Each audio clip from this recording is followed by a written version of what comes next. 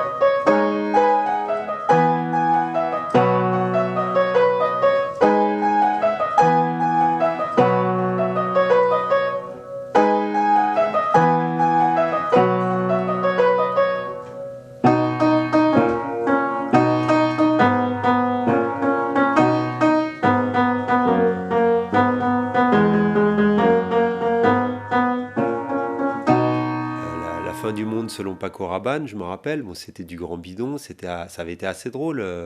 On avait tous attendu le bug informatique de notre vie qu'on n'avait jamais vu venir.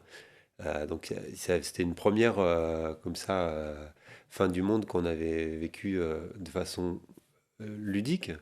Donc celle-là, elle arrivait un peu de la même façon.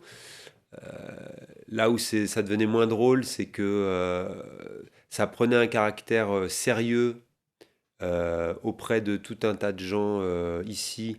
Quand c'était encore loin et pas médiatisé, c'était drôle. Voir des gens arriver à Bugarach juste pour se prendre en photo devant le panneau, ça fait, ouais, c'est assez ridicule et moi, ça m'amuse plus. Ça m'amuse plus. Vu à la télé, c'est ça. C'est vu à la télé, donc ils viennent, ils se prennent en photo, ils repartent le lendemain et c'est tout.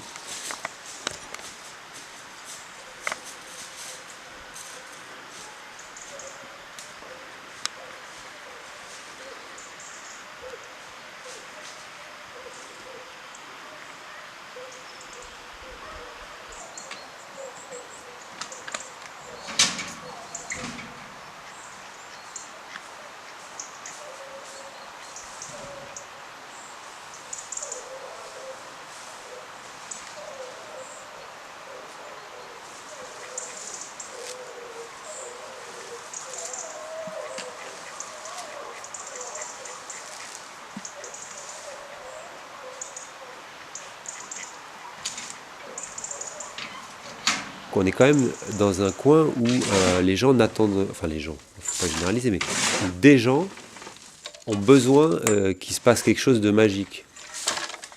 C'est un endroit très apolitique. C'est-à-dire qu'il y a beaucoup de gens dans la mouvance marginale qui attendent la fin d'une civilisation.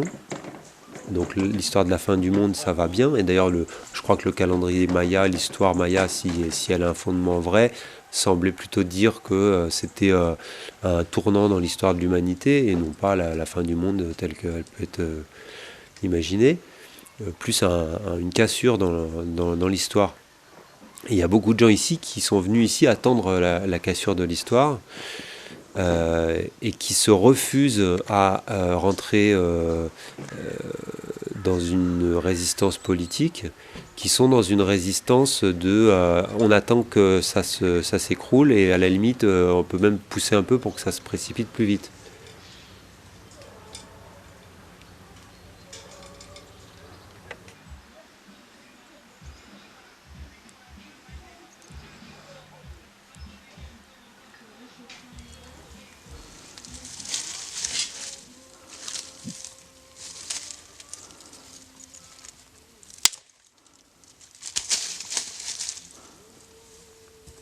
Je ne crois pas. Alors déjà toute cette histoire maya, moi j'ai rien à voir, tu vois.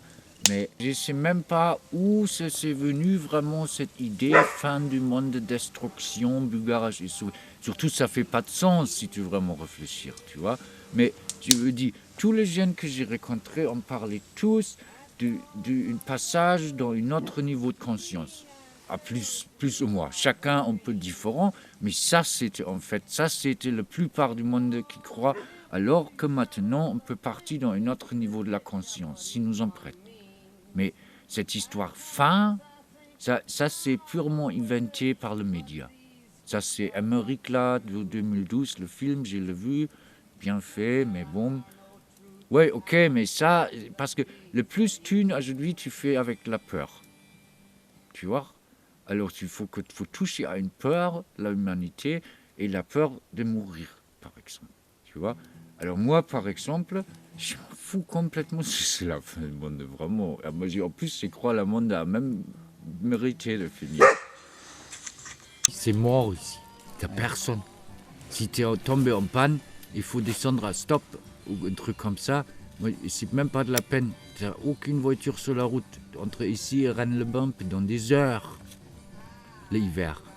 Ici, c'est 3 mois l'été, où il y a un peu, mais même pas beaucoup. Hein. Il y a un peu de tourisme. Et à partir du mois de mars, tu as tous ces stages-là bizarres qui viennent. Mais ce ne sont même pas des jeunes ici qui l'organisent, ce sont tous des Parisiens. Ou des jeunes du Bordeaux, tu vois. Des jeunes loin. En fait, tu as 2 mondes distincts là, tu vois. Tu as le monde des anciens, si tu veux, qui vivent en bas dans le village.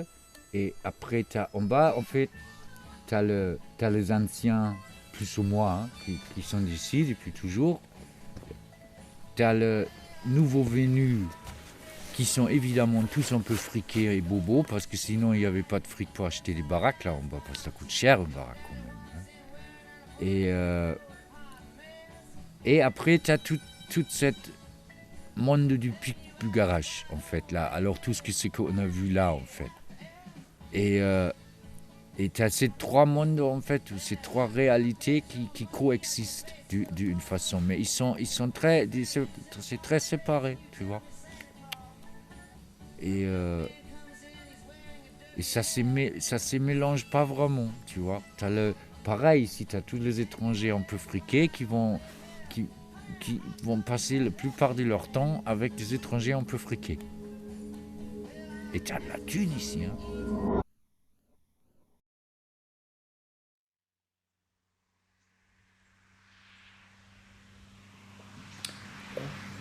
Nous, ce qui nous avance beaucoup, nous aussi, on n'a aucune autre ambition que de vivre normalement, comme dans n'importe quel petit village de France.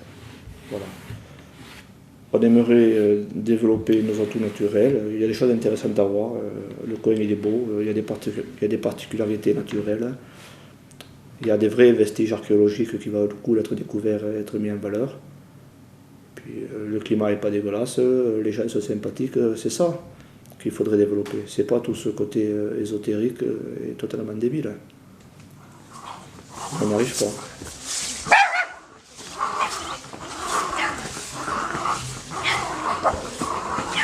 Astérix, vite. Astérix. Astérix. Là, Astérix. Astérix, Sophie. Astérix. Viens là, Astérix. Viens ici. Viens ici. Astérix, achète-la. Là, viens là. Gaspille. Hop. Je ne comprends pas pourquoi, enfin, il ne faut pas que je dise, moi en tout cas, je ne comprends pas pourquoi les gens, pourquoi ce village et ces quelques villages alentours attirent autant d'allumés, quoi. Bon, l'histoire des ovnis, ça fait un temps que ça traîne par là, hein. Mais il n'y a pas d'ovnis. En tout cas, il n'y en a pas plus ni moins qu'ailleurs.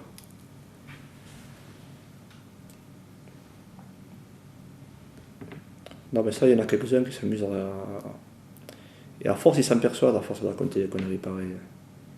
Ils vous disent, avec le plus grand sérieux, que de toute façon, c'est un truc secret défense, qu'il y a des Pumas, ou je ne sais pas quel hélicoptère de l'armée hyper équipé qui ont quadrillé la zone, qui ont des détecteurs qui ont permis de tout voir, que c'est dessus ou dessus. Donc on ne sait rien parce que c'est un secret défense. À partir de là, effectivement, on peut raconter quelque chose aux gens longtemps en expliquant que c'est un secret défense.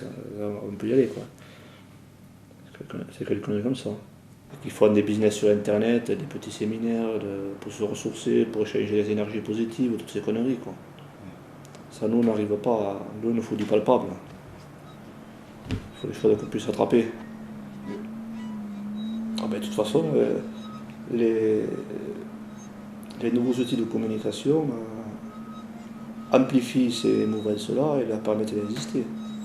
Sur le buzz de Bulgarage, sans les nouveaux outils de communication, sans Internet, ça aurait été vachement plus dur à mettre en place. Ça, je suis persuadé.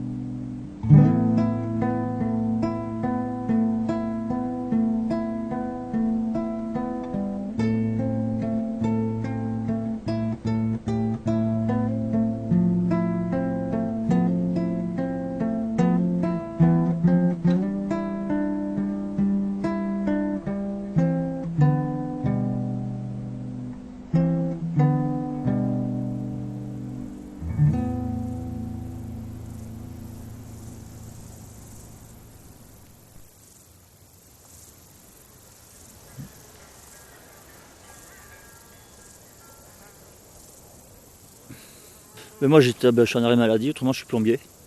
Je maîtrise les eaux. Voilà.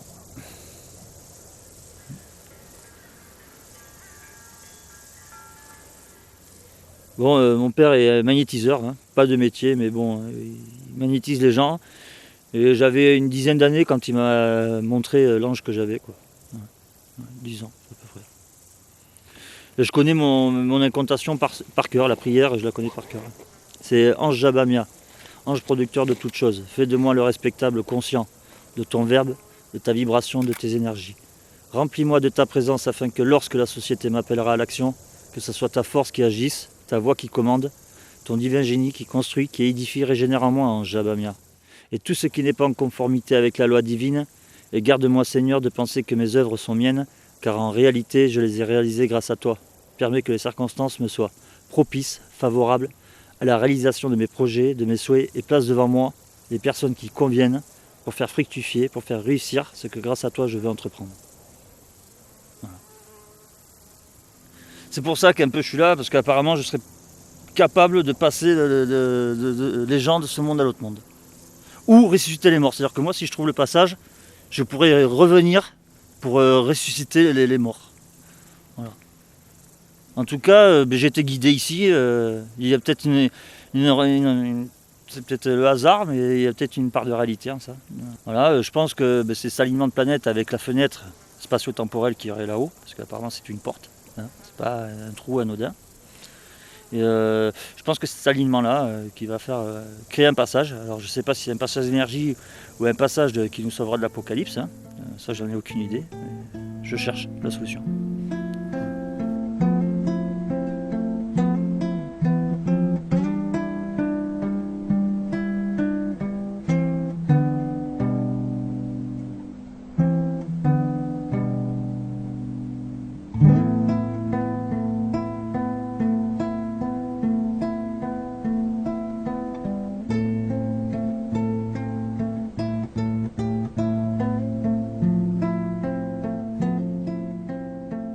Je sais pas comment je vais invoquer mon ange. Je pense que ça va peut-être influer sur ce passage, hein. Je sais pas. Je médite dessus, je réfléchis. Ça se trouve, elle va s'ouvrir toute seule. Comme je t'ai dit, peut-être que ça va s'ouvrir. Peut-être que je serai en première ligne, bien sûr. Voilà. Je sais pas.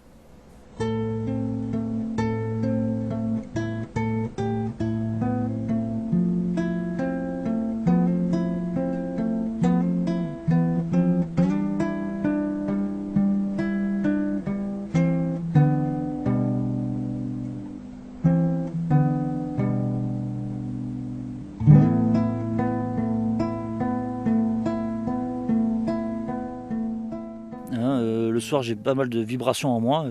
J'en ai déjà eu, mais alors là, ça s'intensifie. Je sais pas pourquoi. Est-ce que c'est le magnétisme de la montagne, les énergies, je sais pas trop. Et pourquoi ici il y a des énergies étranges, et puis pourquoi il y a les ovnis, et puis pourquoi Bucharest serait porteur de protection d'apocalypse, quoi. Bon, on voit pas d'ovnis, hein, par contre, hein, on voit pas d'extraterrestres. Pourquoi l'État ils veulent pas nous le dire? Pourquoi ils le cachent? Pourquoi ils veulent pas, ou ils veulent les laisser tranquilles? Peut-être que l'État a peur aussi, hein, de découvrir quelque chose de puissant. Parce que quand ils passent, ça fait pas de bruit en plus apparemment. Ça passe, ça fait pas de bruit. Leur carburant, qu'est-ce que c'est leur carburant? Et ils mangent quoi eux? Ils se nourrissent de quoi? Parce qu'il n'y a pas de bêtes tuées, il n'y a pas de ça, il y a rien quoi. Ils se nourrissent de quoi? De rien. Ou ils boivent que de l'eau, hein, parce que dessous il doit y avoir de l'eau qui coule. On sait pas. On sait pas du tout.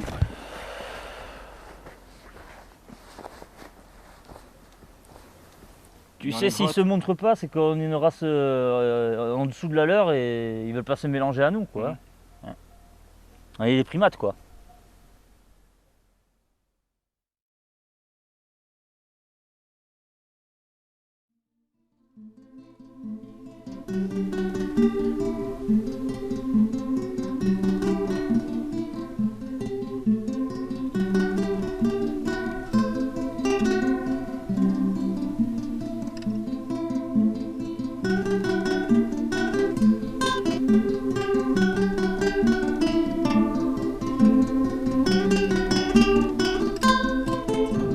Ceux qui seront à Bugarak ce 21 décembre, ils seront épargnés. Ce petit village français de l'Aude est en effet censé être préservé de la fin du monde. Elle doit avoir lieu ce vendredi selon une interprétation du calendrier Maya. Précision de notre envoyé spécial en plein pays Qatar. Juste derrière moi, derrière ce panneau, se trouve le magnifique pic de Bugarak qui, selon certains, servirait de garage à des extraterrestres. C'est ce que j'en suis sûr, nous allons découvrir dans les prochains jours. Quelques 250 reporters de 17 nationalités ont investi ce petit village de 200 âmes pour couvrir la supposée apocalypse. Et un important dispositif de sécurité a été mis en place au cas où.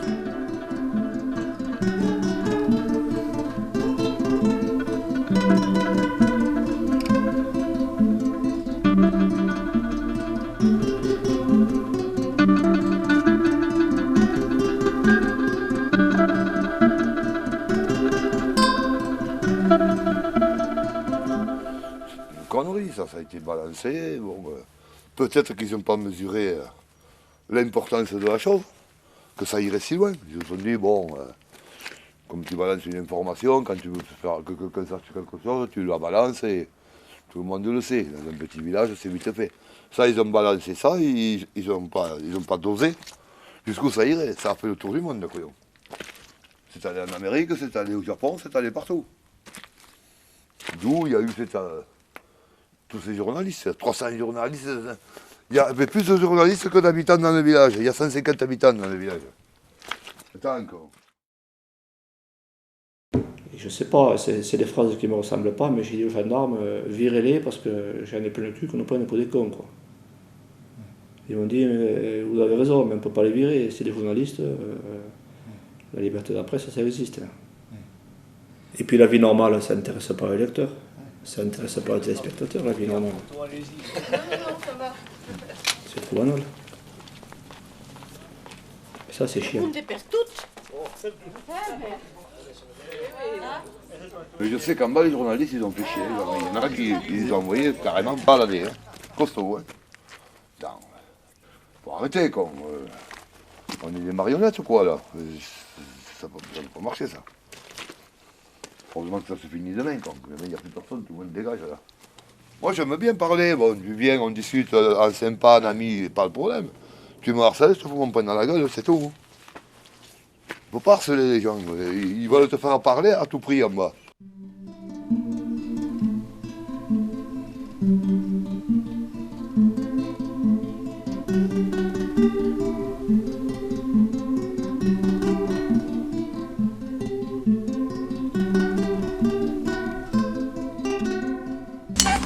Vous savez tous que nous sommes ici grâce aux Mayas, une civilisation qui a disparu à peu près autour du Xe siècle, qui n'a pas su prévoir le siècle de sa disparition, mais qui en revanche a su préparer la disparition du monde d'aujourd'hui. Plaisanterie mise à part, quelques mots sur les origines de cet emballement médiatique et humain. Différentes rumeurs ayant cours, comme vous le savez, depuis des années, à la fois sur ce prétendu calendrier, qui n'en est pas un, il y en a plusieurs, et d'autre part la liaison qui a été faite il y a quelques années entre ces prédictions et ce village qui, dans une région avec les Cathares dans le passé, le trésor d'un prêtre, la Bessonnière, dont on a dit que c'était le trésor des Templiers, ou le trésor des Visigoths. Voilà, il y a toujours eu un peu des fantasmes autour de cette région magique. Et donc il semble qu'il y a 2 ans environ, une plaisanterie à Bugarach ait fait le lien.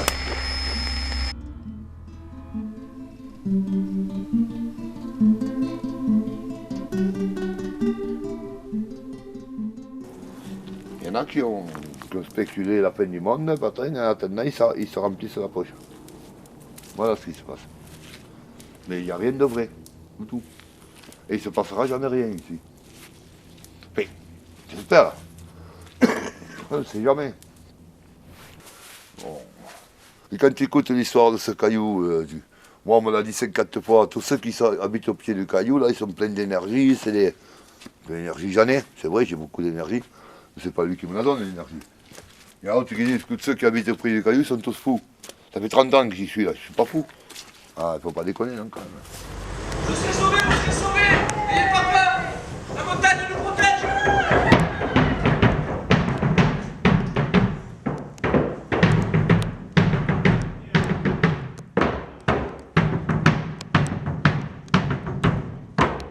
Sortez de chez vous.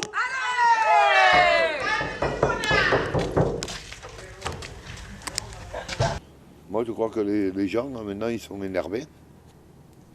Ils sont sur les dents. Ils sont inquiets, ils ont peur. C'est pas cool quoi. On est un petit coin tranquille, on se connaît tous. Chacun a sa liberté, chacun fait un peu ce qu'il veut. Quoi. On est emmerdé, on est contrôlé de partout. On peut pas faire un pas, quoi, boum. Il y a plus de bleus que d'habitants. Il faut arrêter là, il faut arrêter quoi. Ça sert à rien, qu'est-ce que vous voulez qu'il se passe? À part quelques fadas, quelques illuminés qui se jettent du caillou, peut-être. Ou une émeute en bas, une bagarre, à part les journalistes qui foutent la merde aussi. Plus on avance dans les années, plus tout se dégrade. C'est malheureux, mais c'est comme ça.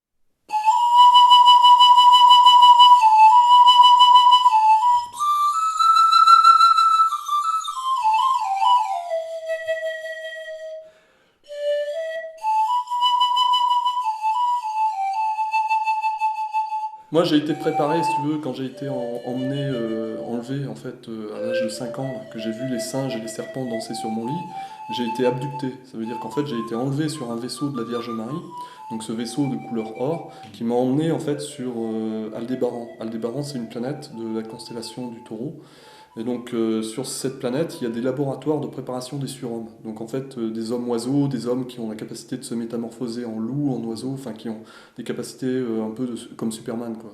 Et donc moi j'ai été emmené là-bas pour être préparé pour accomplir ma mission. C'est-à-dire ma mission, c'était de traverser le temps, arriver jusqu'à cette période-là, de fin 2012, pour pouvoir transmettre ce message. Mon rôle, et ce qu'on me demande, et ce que disent les prophéties de Nostradamus d'ailleurs, c'est qu'à la fin des temps, au temps où le laurier reverdit, donc c'est maintenant, fin du calendrier maya, arrive un homme en fait qui incarne en fait, on appelle le grand monarque. Donc bon, mais moi c'est pas un grand monarque au sens roi, hein, au sens monarchie ancienne, c'est pas du tout ça. C'est au contraire un grand monarque qui permet à l'anarchie au sens noble du terme, ça veut dire au sens où chacun est libre et chacun est au même niveau. Donc il n'y en a pas un plus haut que l'autre dans la hiérarchie, quoi. C'est pas du tout comme ça. Moi je suis comme toi, et toi tu es comme moi. On est au même niveau, on a tous la force divine en nous, la puissance divine en nous. Et donc c'est ça en fait le message. Et c'était le message de Jésus et c'est le message du Christ. Donc moi j'incarne le Christ et c'est le message que j'ai pour l'humanité. Un jour, je venais de finir ma cabane. Et là, le ciel était tout noir, c'est complètement noir, nuages noirs, tu vois, partout, j'avais pas un brin de bleu dans le ciel. Et moi, je disais, bon, c'est trop noir, là, j'ai envie de soleil, quoi. Donc je lève les bras comme ça, et puis je demande à ce que le soleil apparaisse. Figure-toi que le soleil a percé la couche de nuages épaisse au-dessus de moi, de ma tête, et il est venu éclairer juste le plateau où j'étais, qui était un plateau rond, tu vois, en forme de rond. Et t'avais plus qu'une scène ronde éclairée de lumière, quoi. C'était incroyable.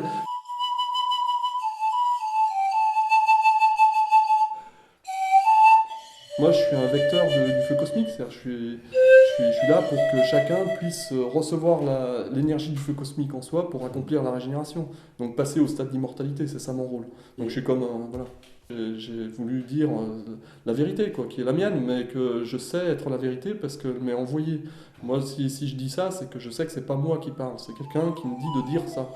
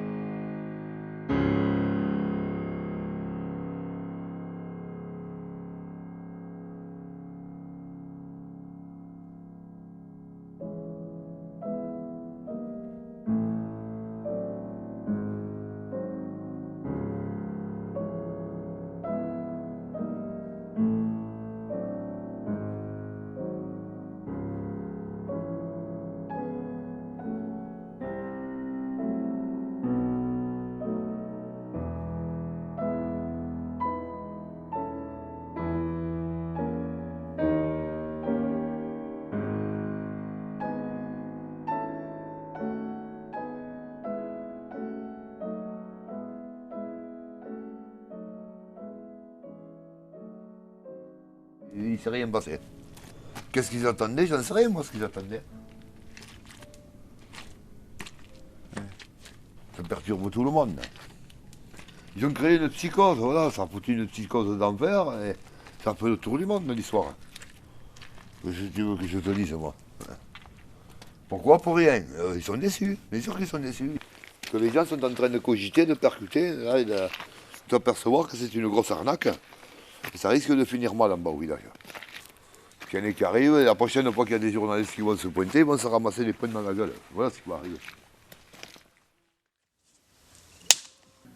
Tous ces flics, c'est une histoire de domination. Si en fait juste ils jouaient leurs muscles, ils disent ah oh, nous sommes le flic, clac. Le maire de Bugarach il s'est branlé parce qu'il y a le pouvoir de laisser venir une armée là pour protéger son village du règne en fait, tu vois. Et ça c'est pour moi c'est ça.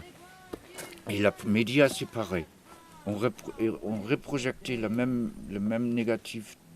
Et chaque fois, on recrée de l'énergie négative d'une façon.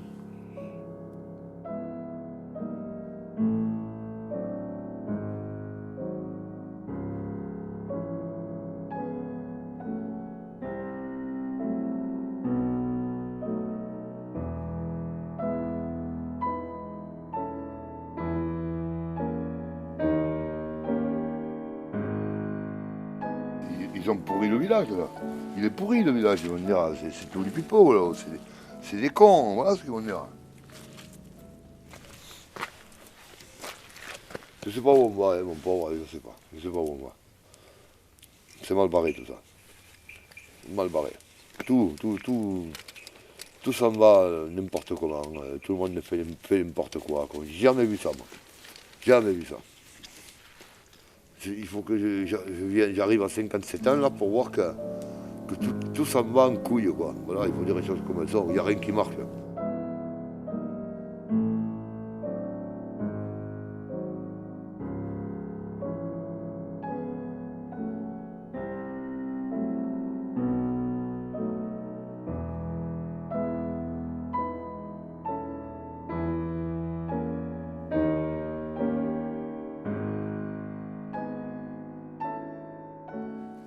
De toute façon, maintenant, le fin est fini. Ça, c'est bien.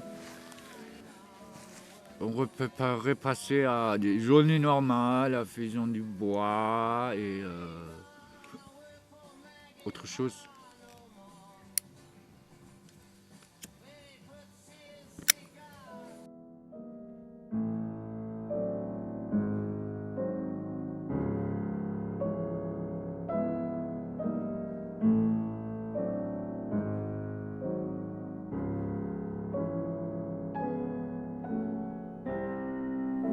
Il faut comprendre que le monde des illusions est toujours le monde des illusions. Alors, une film, c'est toujours juste, même si c'est live, c'est juste une image, ça n'a rien à voir avec la réalité. Alors, si une fois on est sorti de notre réalité quotidienne, ce qu'on peut faire par la télé, par exemple, en regardant une film ou regarder des images juste. Alors, c'est comme si tu prends une tripe, je vous dis. Si tu prends une tripe consciemment, ne pas si je te mettre dans un café, mais tu le prends consciemment, tu es quand même il reste normalement, si tu ne prends pas trop, il reste de la conscience et tu es conscient que tu es sur une tripe. Mais les jeunes moi je crois, ils rentrent après leur travail, ils allument la télé et ils sont ne plus conscients que c'est juste une illusion, que c'est juste une image qu'ils voient. Ça n'a rien à voir avec la vie ou l'amour.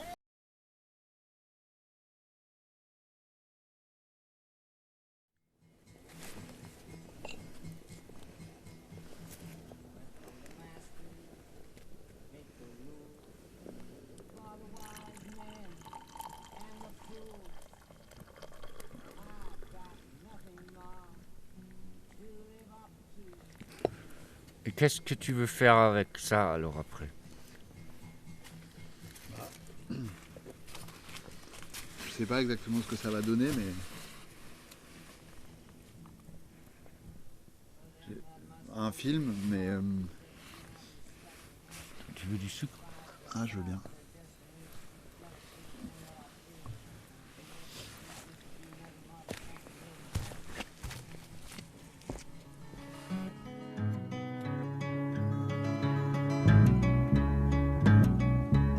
Sometimes I don't know where this dirty road is taking me.